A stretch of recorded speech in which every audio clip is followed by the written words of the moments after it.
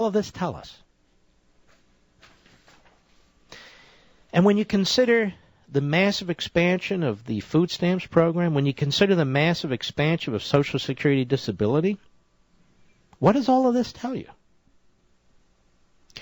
It tells you that the experiment for over a century of status utopianism is miserable.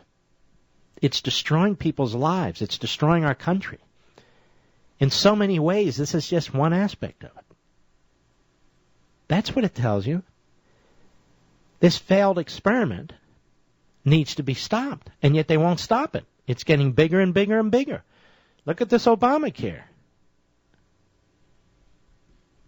So now that we know that statism doesn't work, what can we do about it?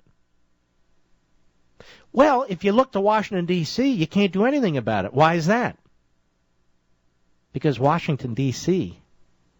is the perpetrator. Washington, D.C. is doing this. And I'm going to tell you, it's not just Democrats. My friend Sarah Palin has spoken out effectively, articulately, with great knowledge and confidence about the destruction of this federal Leviathan. And every time she does it, she comes under a personal, vicious, brutal attack, not just by Democrats, but by Republicans, particularly Bush administration officials. Do you want to know why? Because they not only disagree with her, they disagree with you and me. Because the Bush record is one of profligate spending, massive expansion of government. In no respect did they reverse course to try and reestablish constitutionalism. The tax cuts were great, but surely we have to be more than about that, because that's not going to reform any system.